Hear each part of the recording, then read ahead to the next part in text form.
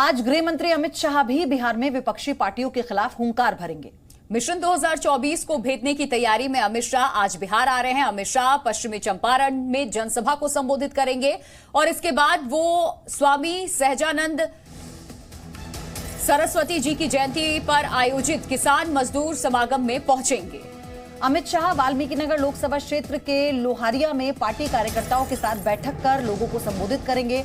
BJP के Valmikinagar Lok Sabha seat काफी मायने रखती है और यही वजह है कि अमित शाह यहां से चुनावी शंखनाद करने जा रहे हैं। तो गृह मंत्री अमित शाह के दौरे को लेकर के सुरक्षा के पुख्ता इंतजाम किए गए हैं। इंडो नेपाल बॉर्डर 33 घंटे तक सील रहेगा। चप्पे चप्पे पर कड़ी निगरानी रखी जा रही है और ये गृह मंत्री अमित शाह का जो पश्चिम चंपारण में दौरा है और दो जनसभाएं हैं 2024 के लोकसभा के चुनाव के मद्देनजर बहुत ही महत्वपूर्ण है। एक तरफ विपक्ष है जो हुंकार भरता नजर आएगा, एकजुटता की अपील करता विपक्ष बिहार में नजर आ रहा है, आह्वान करता नजर आ रहा है, तो वहीं दूसरी तरफ अमित शाह की हुंकार आज। और आपको बता दें कि 7 पार्टियां एक साथ मंच पर आकर अपना शक्ति प्रदर्शन करने की कोशिश में हैं। जहां एक तरफ गृह मंत्री अमित शाह होंगे तो वहीं विपक्ष भी अपनी ताकत को दर्शाने में कोई कसर नहीं छोड़ेगा। हमारे सहयोगी रजनीश इस वक्त हमारे साथ जुड़ चुके हैं। रजनीश, ये अमित शाह का दौरा, उसी के साथ ये जो विपक्षी एकता की कवायद शुरू हुई है, आज किस तरह की राजनीतिक हलचल आप देखेंगे इसके मद्देनजर? देखिए, बिहार की राजनीति में सुपर सैटरडे है एक और, जहां पे अमित शाह पश्चिमी चंपारण के लौरिया से हुंकार भरेंगे लोगों के बीच में और फिर पटना में भी, और उसके बाद कोर कमेटी की बैठक है। इस तरीके से बहुत हेक्टिक शेड्यूल है और मिशन 2024 को लेकर पूरे तौर पे पार्टी ने पहले से ही जो इसकी तैयारियां कर रखी है, इसको लेकर पूरी ताकत झोंकी गई है। दूसरी ओर महागठबंधन जो अगस्त में सरकार बनी थी महागठबंधन की, उसके बाद से पहला ऐसा मौका है जब पूर्णिया के रंगभूमि मैदान पे तमाम जो घटक दल है वो अपनी एकता को दिखाने को लेकर वहां पे जुट रहे हैं और खासतौर पे जो जेडीयू और आरजेडी है उसने अपनी पूरी ताकत झोंकी है इस रैली को लेकर। और रंगभूमि मैदान में जो लोग जुटेंगे तो यहाँ पे महागठबंधन के तमाम सारे लोग जो है ये हुंकार भरेंगे कि भाजपा मुक्त देश हो, इसकी कवायद कोशिश जो होगी। लेकिन ये देखने की बात होगी कि वहां पे मुख्यमंत्री नीतीश कुमार को किस तरीके से प्रोजेक्ट किया जाता है, क्या उन्हें नेता के तौर पे रखा जाता है या नहीं, इस पे नजर होगी। दूसरी ओर अगर बीजेपी की बात कर ले, 40 सीटें बहुत महत्वपूर्ण है, लेकिन पिछली बार अगर बात करें तो 40 में 39 यानी 39, किशनगंज का एक सीट छोड़कर जो कांग्रेस के खाते में है, 39 सीटें जो है 40 में वो बीजेपी और जो घटक दल है एनडीए गठबंधन के उसमें थे। लेकिन अब चूंकि जेडीयू बाहर है, राजनीतिक परिदृश्य जो है वो बदल गए हैं और साथ ही साथ सामाजिक समीकरण बदल गया है। बीजेपी के लिए बेहद महत्वपूर्ण है मिशन 2024, इसी को पाटने को लेकर और किस तरीके से रणनीति बनाकर इन सीटों को ज्यादा से ज्यादा अपने खेमे में गोलबंद किया जाए, इससे जीत हासिल की जाए। रजनीश, आपके जरिए माइक्रो लेवल पे तैयारियां जो है वो की जा रही है। लगातार नजर बनी रहेगी। जैसा आपने कहा, आज बिहार की राजनीति के लिए सुपर सैटरडे है और इसी पर हमारी ये बड़ी अपडेट।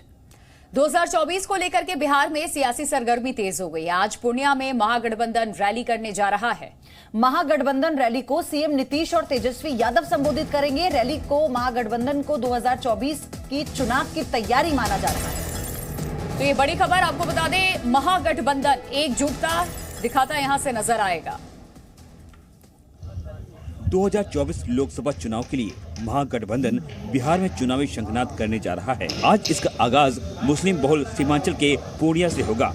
पूर्णिया के रंगभूमि मैदान में महागठबंधन के नेता एक साथ आकर विपक्षी एकता का संदेश देने की कोशिश करेंगे। पिछले साल 10 अगस्त को महागठबंधन की सरकार करने के बाद ये पहला मौका है जब सभी दल एक साथ एक मंच पर जुटेंगे। CM Nitish Kumar, deputy CM Tejashwi Yadav के अलावा कांग्रेस, सीपीएम, सीपीआई और हिंदुस्तानी अवामी मोर्चा के नेता भी मौजूद रहेंगे। आरजेडी और जेडीयू की ओर से भीड़ जुटाने की पूरी कोशिश की गई है। महागठबंधन नेताओं का दावा है कि इस रैली में 3 लाख से ज्यादा लोग शिरकत करेंगे।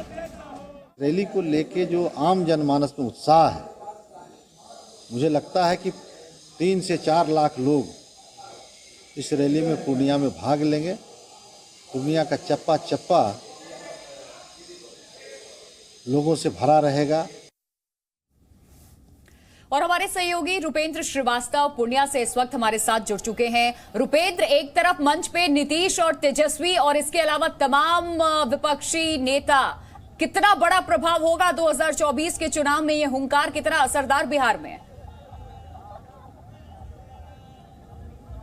देखिए हुंकार जो है असरदार तो दिख रहा है, इसलिए कि क्योंकि आज खुद जो है देश के गृह मंत्री जो हैं वो चंपारण क्षेत्र में, चंपारण में देश के गृह मंत्री आ रहे हैं, तो सीमांचल में जो है आपको ये मुख्यमंत्री नीतीश कुमार, तेजस्वी यादव और तमाम जो है सातों दल के नेताओं की जो है रैली हो रही है। लेकिन इसमें एक बड़ी बात यह है कि राहुल गांधी कहीं ना कहीं इस तस्वीर से गायब हैं। और आप देखिए कि किस तरह से नीतीश कुमार, सोनिया गांधी, खड़गे जो हैं आपको कांग्रेस के अध्यक्ष हैं, उनकी तस्वीर है, ललन सिंह की तस्वीर है, दीपांकर भट्टाचार्य की तस्वीर है, सीताराम येचुरी की तस्वीर है, और जीताराम मांझी की, अब्दुल बारी सिद्दीकी, लालू यादव, तेजस्वी यादव, तमाम लोगों की तस्वीर है।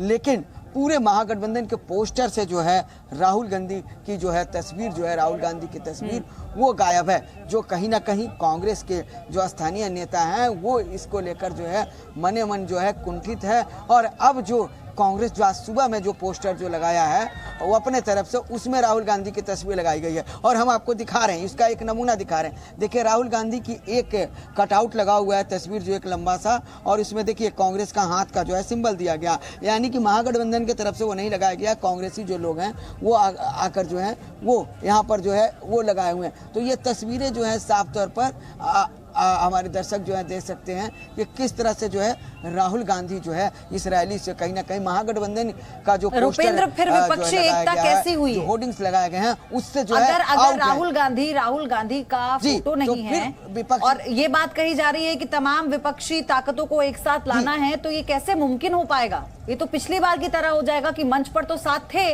लेकिन चुनावी रण में साथ नहीं उतर पाए।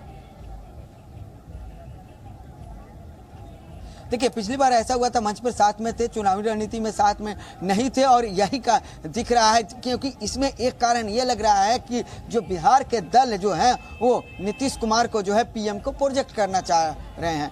और जहां तक कांग्रेस के जो तमाम नेता हैं, जो बिहार के नेता हों, वो बोलते हैं कि हमारे जो है पीएम कैंडिडेट जो है राहुल गांधी है। साथ आने का आह्वान तो कर दिया, लेकिन मंच से सीधे तौर पे हमने देखा कि राहुल गांधी की फोटो गायब है। कांग्रेस का चुनाव चिन्ह तो वहां नीचे लगा दिया तमाम पार्टियों के चुनाव चिन्ह के साथ, लेकिन जब नेताओं की बारी आई और ऊपर जो पोस्टर लगे हुए हैं उस पर राहुल गांधी यानी कि कांग्रेस का कोई भी लीडर जिसकी तस्वीर वहां पे नजर ही नहीं आ रही है। बहुत शुक्रिया रुपेंद्र आपका तमाम जानकारी देने के लिए।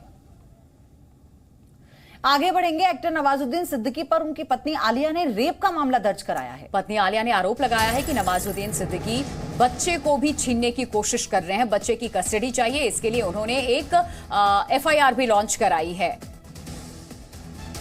तो ये बड़ा आरोप नवाजुद्दीन सिद्दीकी पर वर्सोवा पुलिस स्टेशन में केस दर्ज कराया गया है उनकी पत्नी आलिया की तरफ से। हालांकि इससे पहले भी दोनों के बीच विवाद की खबरें सामने आती रही हैं। सोशल मीडिया पर भी इनकी पत्नी आलिया लगातार कई गंभीर और संगीन आरोप नवाजुद्दीन सिद्दीकी पर लगा चुकी हैं। सिर्फ आप लोग से जानना चाहती हूँ, जिस शख्स ने कभी बच्चों को महसूस ही नहीं किया, ना पेट में महसूस किया, ना पेट में होने के बाद महसूस किया, ना बड़े होने तक, उसको पता ही नहीं डायपर कितने का आता है, डायपर पहनाते कैसे हैं, उसको ये नहीं पता चला बच्चे कैसे बड़े हो गए, 12 साल के कैसे हो गए, कौन से बच्चों का कपड़ा कब किस एज में चेंज होता है, उसको कुछ नहीं पता। वो बच्चे मुझसे छीन के आज अपने पावर से ये दिखाना चाहता है कि वो बहुत अच्छा बाप है। अच्छा बाप नहीं, बुज़दिल बाप है कि एक माँ से उसका बच्चा छीन रहा है, उसकी माँ से एक बच्चा छीन रहा है, अपने पावर से यूज़ कर रहा है, मिसयूज़ कर रहा है, क्योंकि उसको ये नहीं पता कि सबसे बड़ा पावर जो इस ब्रह्मांड में चल रहा है वो ऊपर है। अपने पैसे से तुम कितने लोग को भी खरीद लो, कितने लोग को खरीद लो, मेरे बच्चे नहीं छीन सकते, कभी नहीं छीन सकते। तुमने मुझे पत्नी नहीं माना, तुमने सबके सामने अब ये एक्सेप्ट कर लिया कि मैं तुम्हारी पत्नी नहीं हूँ, जबकि मैंने तुम्हें हमेशा अपना पति माना, हर डॉक्यूमेंट से लेकर हर चीज़ में मैंने पति माना, और मैं धोखे में रही कि तुमने मुझे पत्नी माना है। केंद्रीय मंत्री अनुराग ठाकुर ने दिल्ली में साइक्लोथॉन को हरी झंडी दिखाई और इसमें हिस्सा भी लिया है। और इस दौरान केंद्रीय मंत्री अनुराग ठाकुर साइकिल चलाते हुए भी नजर आए। ये वही तस्वीर आप देखिए। आप अनुराग ठाकुर हैं, दिल्ली की सड़कों पे आप अकेले साइकिल लेके घूम रहे हैं, कहाँ जा रहे हैं? टीम कार्बन शून्य जो देश भर में जागरूकता फैलाने